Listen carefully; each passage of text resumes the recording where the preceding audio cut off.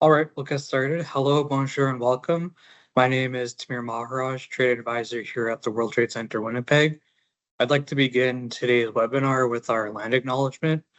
We acknowledge that we are gathered on the lands of Treaty 1 territory and that Manitoba is located on the traditional and ancestral lands of the Anishinaabe, Anishinaabe, Ininu, Dene Soline, and Dakota Oyate nations. We acknowledge we are also on the homelands of the Red River Métis, and that northern Manitoba includes lands that were and are the ancestral lands of the Inuit. The World Trade Centre Winnipeg team respects the treaties that were made on these territories and acknowledges the harms and mistakes of the past and present throughout our nation. Thank you for joining our webinar, Unlocking Business Opportunities in the Philippines, which will be presented by our own Ignacio Ledesma, Senior Trade Advisor. Before we begin, I want to share a few housekeeping items. Please send all your webinar questions directly in the chat box at the top of your screen, and we will try to answer as many of them as we can during the session and at the end during the Q&A. For all logistical questions, please send them directly to the chat box as well, and I will answer your questions as soon as possible. You will also receive a PDF copy and recording of this presentation within the next week. Now it's time to start our webinar. I'd like to introduce you to Ignacio. Ignacio joined the World Trade Centre Winnipeg in November 2024, bringing over 7 years of experience in international trade. Originally from Argentina, Ignacio holds a bachelor's degree in business administration and a postgraduate certification in international business.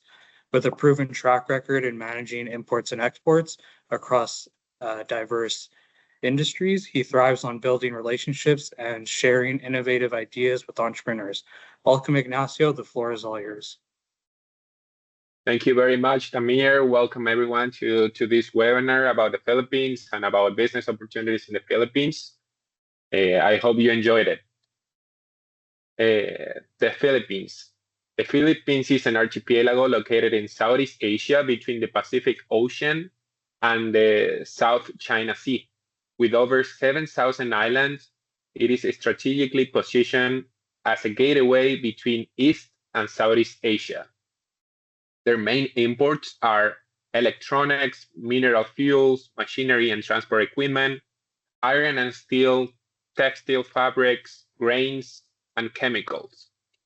The official currency is the Philippine pesos, and the official language is the Filipino, which is based on Tagalog and English, plus various dialects. Why the Philippines? This is the first webinar we do as this one. Why we chose the Philippines to get started? Firstly, it's a strategic location between the Pacific Ocean and the South China Sea makes the Philippines a natural gateway for trade with East and Southeast Asia.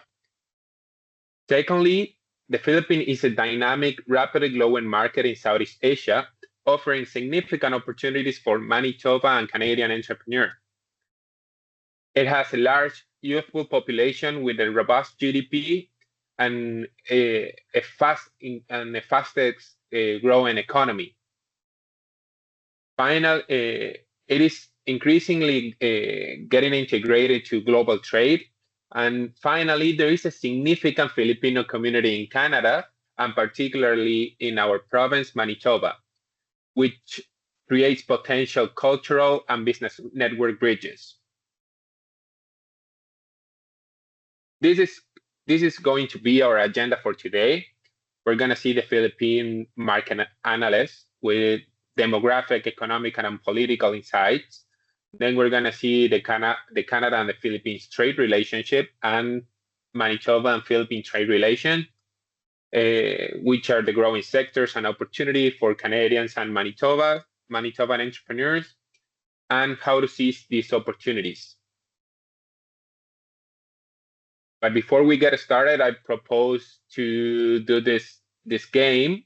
Manila, the capital of the Philippines, is famous for what of these three options? You can type in the chat if you know it. I don't know if we have Filipino people participated on the webinar. I'm pretty sure they'll know. Do you think Manila is famous for its calms and empty streets, being the world capital of punctuality, or famous for its traffic jams that makes 5 kilometers feel like an hour?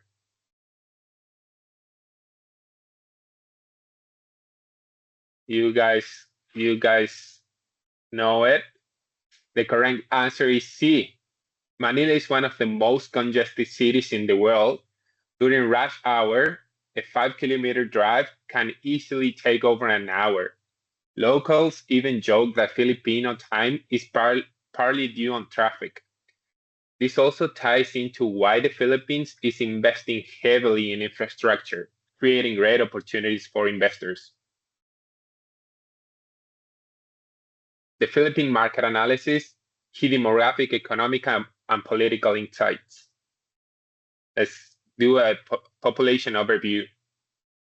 The Philippines has a population of around 118 million people, making it one of the largest markets in Southeast Asia. The population continues to grow steadily, adding more than 1 million people each year. This expanding consumer base creates opportunities in food, retail, healthcare, infrastructure, and other industries. Here in the chart, you can see how the population of the Philippines is increasing every year since 2002, and we have the projections until 2030. In comparison, you can also see Canada's population is growing, but not as fast as the Philippines. Young and dynamic population. The median age in the Philippines is only about 25 years, compared to the 41 years in Canada. This highlights a very young, dynamic population. A younger demographic means a larger workforce, higher consumption of new products, and long-term growth potential for investors. Urban centers driving growth. Nearly half of the Philippine population now lives in urban areas, and this number is growing. Metro Manila, the capital of the country, is home to over 14 million people. Urbanization is a key driver of demand for housing, infrastructure, transportation, food services, and retail developments. You can see in the chart that only less than 50% of the people in the Philippines live in cities. In other parts of the world, this number is way higher. So there are a lot of opportunities being created in the Philippines because of this reason. English-speaking workforce. The Philippines is one of the largest English-speaking countries in the world. You will be surprised if you go to the Philippines and you grab a Grab, which is their version of an Uber, and you'll be surprised that every taxi driver there speaks English fluently. English is widely used in education, business, and government, making the market very accessible for Canadian and international companies. This also explains the country's strengths in business process outsources and services. Key demographic insights. I would like you guys to have these 4 ideas in mind. This is a summary. The Philippines offer investors a large and expanding population, a very young demographic profile, rapid urbanization, and a strong English proficiency. Together, these factors create highly attractive environment for international business expansion.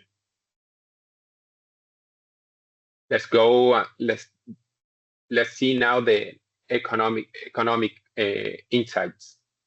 Philippines GDP in global context. Now we're going to see in this chart that the Philippines economy is the 32nd largest economy of the world. The Philippines GDP reached around $460 billion in 2024, While it is smaller compared to larger economies like Canada or Brazil, it is comparable to Vietnam, for example, which has become a manufacturing hub. This positions the Philippines as an emerging market with untapped opportunities. You'll see that not every country is listed in my chart, but I want you to give you an idea of how big this market is. Consistent economic growth. One of the most notable economic aspects of this region is the economic growth rate. In this chart, you can see that the country's economy has been growing at an annual rate between 5 and 6%. This is completely different from what the more advanced economies of the world are showing. We seem to have cooled down and even declined in some countries. In the chart, you can see in the orange line how fast the Filipino economy is growing. And we can see the projections are that the growing rate will continue to be higher than 5% for the following years. This is totally different than the major advanced economies and the world in general. Here you can see or have a different information about the same phenomenon. This is a world map that shows which are the fastest growing economies in the world. In red, you can see which countries are performing the best. You can see how the growth is concentrated in Asia, while in North America and Europe are not growing this fast. Southeast Asia, led by economies like Philippines, Vietnam, and Indonesia, is becoming the world's growth engine, and investors are not ignoring this momentum. From 33 today to 19 by 2050. Studies indicate that this year, by the year 2050, the Philippines will become one of the 20 largest economies in the world. This is one of the reasons why our intention was to present this country to our network. We understand that there is much to be done to conquer a new market, but with work, effort, and intelligence, the Philippines offer all kinds of opportunities. If there is one slide I would like you guys to have in mind after my whole presentation, probably is this one. A lot of wealth is being created right now in Southeast Asia and the Philippines. It is projected to be one of the top 20 economies in the world, and this will happen in the next 25 years. This is the reason why we wanted to present you guys all these opportunities. In this chart, you can see what are the biggest industry in the country.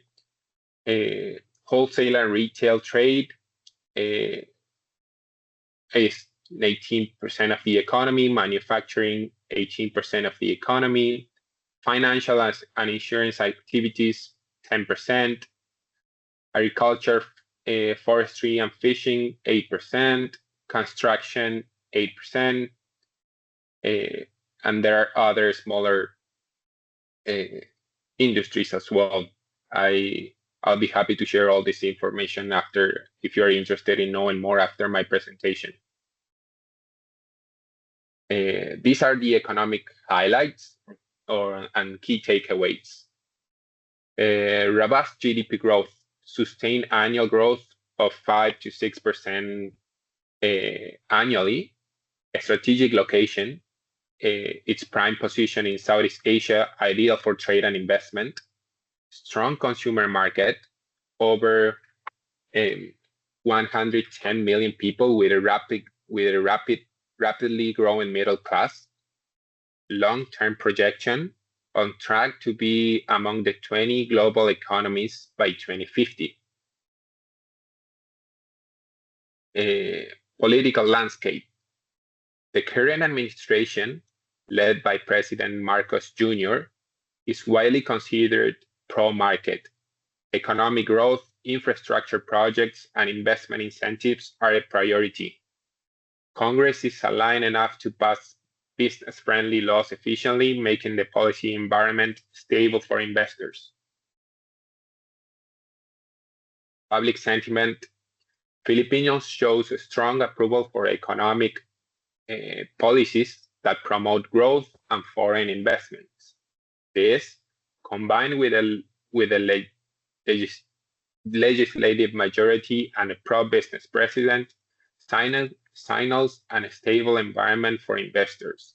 While challenges exist, the overall trend is toward market-friendly reforms and economic openness. Canada-Philippines trade relationships. Canada and the Philippines have shared strong relations since 1949, celebrating 75 years in 2024. A key foundation of this relationship is the vibrant Filipino community living in Canada, with nearly 1 million people of Philippine descent, straining cultural and social ties. On the economic side, both countries are active partners in different international trade groups. Asian and APEC, and both countries recently began exploratory discussions for potential free trade agreements. These initiatives highlight the growing importance of trade and investments between our economies. Finally, the relationship is well supported by consular representation.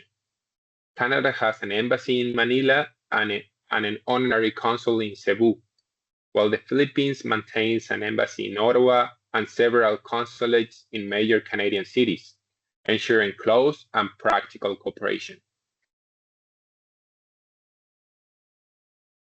In this chart, we can see the evolution of imports and exports of Canada and the Philippines from 2000 to 2024. We can observe that Canada has consistently maintained a negative trade balance with the Philippines.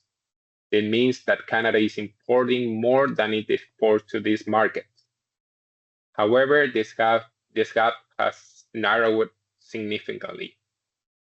Since 2000, Canadian exports to the Philippines have grown 3.6 times, while the total imports have increased by only 25%.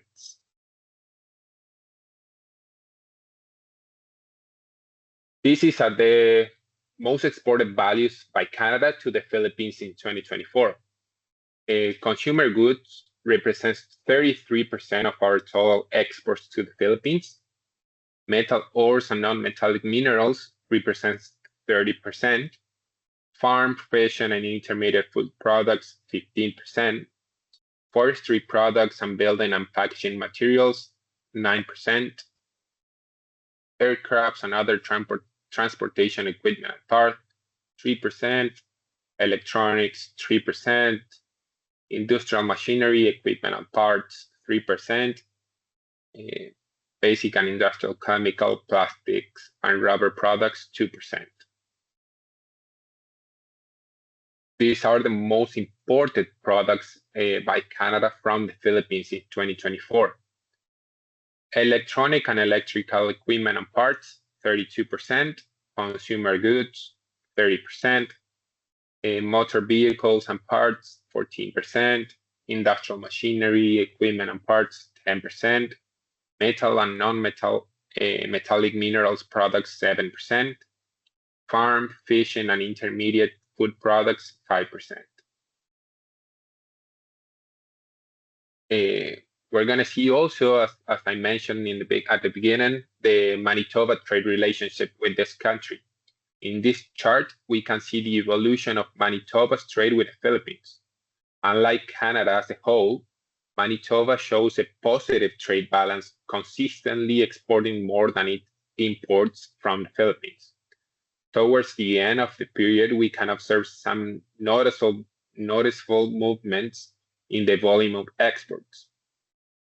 These changes changes are mainly driven by fluctuations in the export volumes of consumer goods, which explains the shifts we see in the last years of this chart. These are the most exported values, most exported products or family of products from Manitoba to the Philippines in 2024. Consumer goods represents more than 50% of the goods exported from Manitoba to the Philippines. Farm, fishing, and intermediate food products, around 45%. And then industrial machinery, equipment, and parts, less than 5%. And these are the most imported products by Manitoba from the Philippines. Electronic and electrical equipment and parts, almost 60%, consumer goods, around 25%, industrial machinery, equipment, and parts, 10%. Growing sectors and opportunities. We're gonna talk about the consumer market, agricultural opportunities, infrastructure and investment, clean tech and renewable energy, and digital economy. A booming consumer market. The Philippine economy is driven by a robust consumer spending, which makes up to nearly 70% of the GDP. With a projected 6% growth rate over the next 5 years, the middle class is set to expand dramatically, adding almost 40 million new consumers by 2030. This growing middle class will have a spending power surpassing Italy's, fueled by a young workforce with a median age of 25 years. This creates a vibrant market for Canadian businesses, especially in retail and consumer goods, particularly for high quality and sustainable products. Agricultural opportunities. As the Filipino middle class grows, so does the demand for high quality, sustainable food products. Cereals, especially wheat, are a major import for the Philippines, yet Canada held only 4% share of their wheat market in 2023. This shows huge potential for Canadian wheat exporters to expand. Additionally, domestic meat production in the Philippines can keep up with the rising consumption, creating prime opportunity for Canadian meat exporters.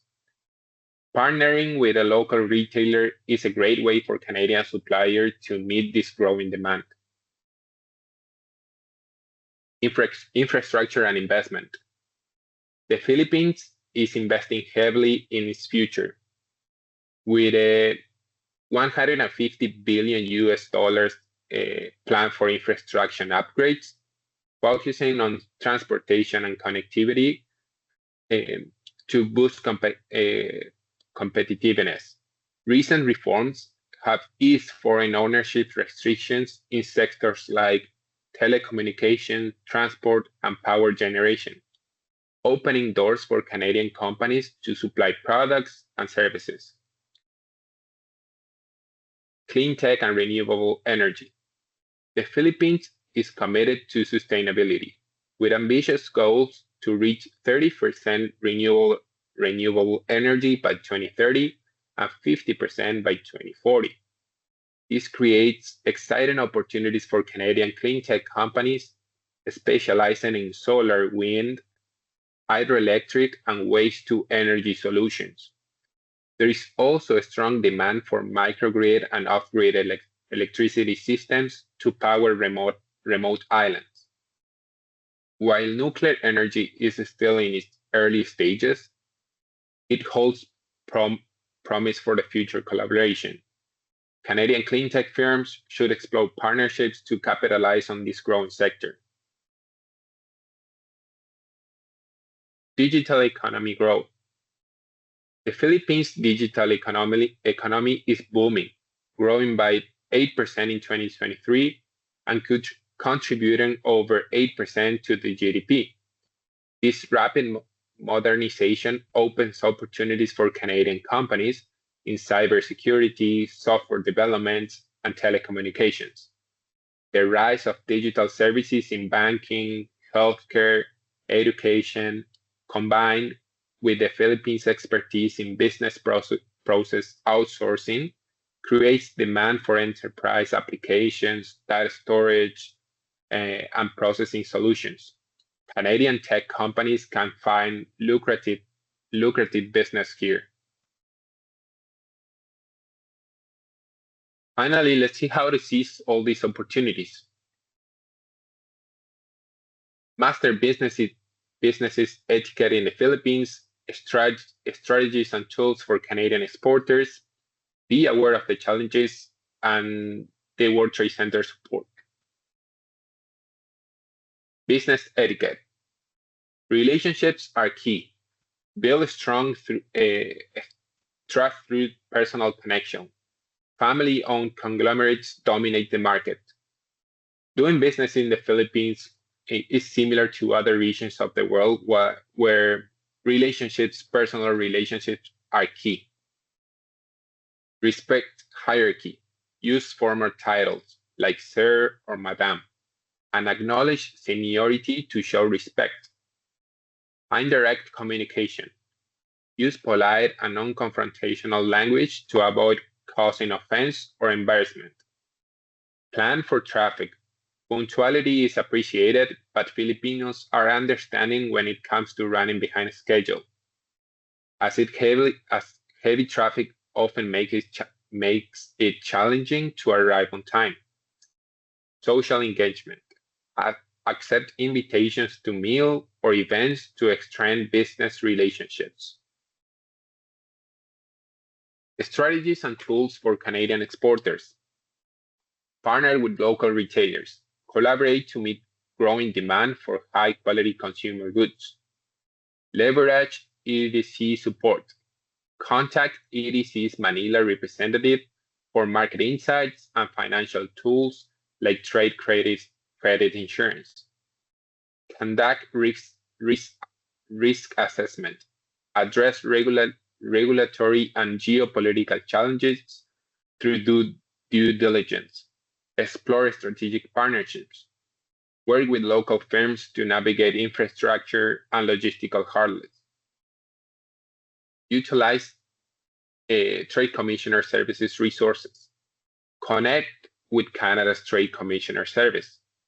Note there is a Trade Commissioner Service office in the region that can provide market intelligence and connections.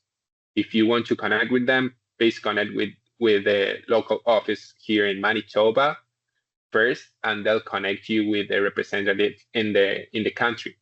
I can help you to get in touch with the TCS team if you want. Be aware of the challenges. Cultural adaptation. You may have to adapt your products and strategies to Filipino preferences, laws, and culture. Lower income. Price is important in the Philippines. Note that this is still an emerging economy, and the per capita GDP is still below $4,000 US dollar.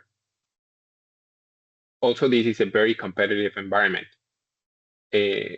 You'll be competing with companies from Japan, South Korea, and China.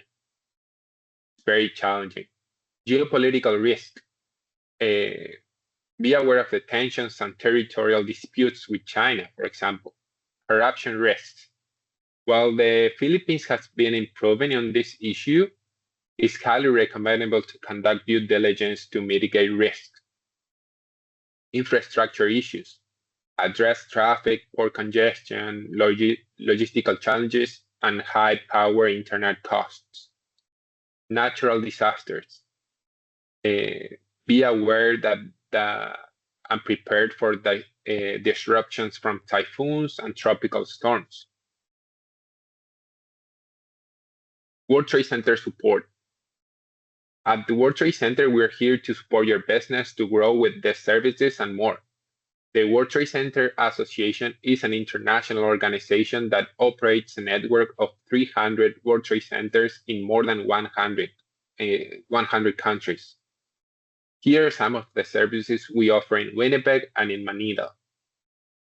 The World Trade Centre Winnipeg offer market intelligence and trade advisory for entering the Philippines and other markets.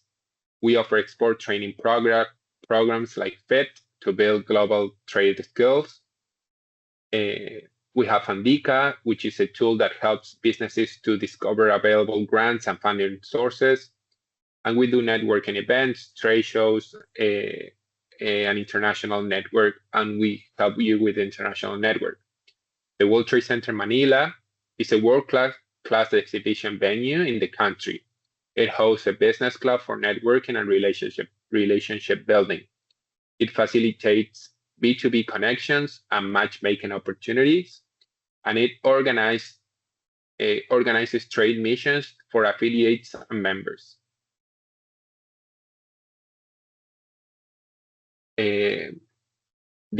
We're getting to the end of the presentation. This is the upcoming World Trade Centre Winnipeg events. You can see it in the Tamir, you have just shared something on the chat. On September 24, tomorrow, we're doing our WTC talk in person at the Heritage Farm Brewing Company in Winkler. We're going to be featuring Joe Lowen, CEO and founder of Icon Technologies Limited. And on October 7th, we are doing the traceability standards from country of origin to destination, presented by Alan Picard. On October the 14th to November the 4th, the Global Value Chain course of the FEED program, which is going to be presented by Victor Leitao. And on October 15th, Marvin Hoff is going to present the impact of culture on businesses in international markets, and he's going to be presenting in India. Thank you very much. Merci, everyone. I hope you enjoyed the presentation. I hope you live today with interest in the Philippines and wanting to know more about this market. If you want to know more, please reach out to me and send me an email. You can see my information here in the presentation. You can give me a call or send me an email, and I'll be happy to share my presentation and the material with you, and to offer all the support we can to help your business grow. If you have any questions, yes, if you have any questions, please unmute yourself if you can, or type it on the chat, and we'll be happy to answer them.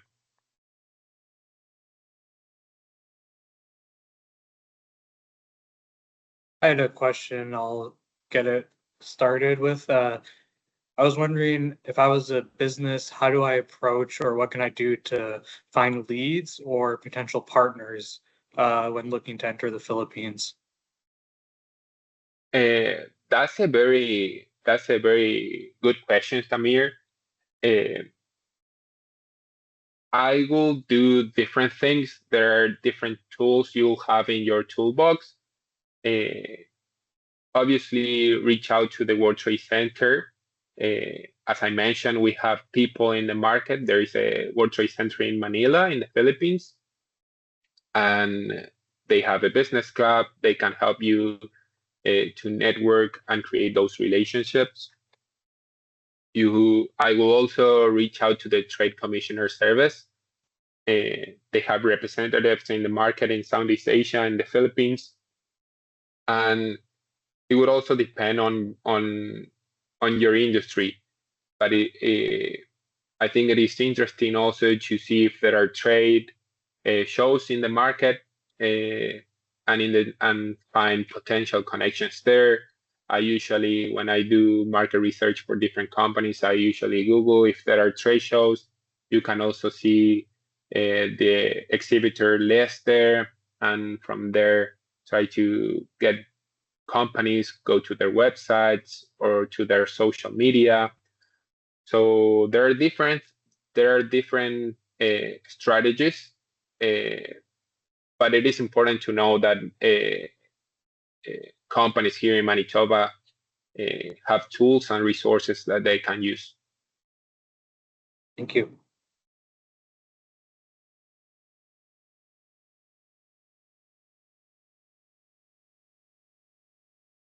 Well, if there's no other questions, we'll start concluding the webinar here. As Ignacio said, you can check out our upcoming events and webinars. I sent some links in the chat that you can use. They'll also be sent in the presentation later on this week. Thank you for everyone who joined this webinar. Thank you to Ignacio for presenting an insightful presentation.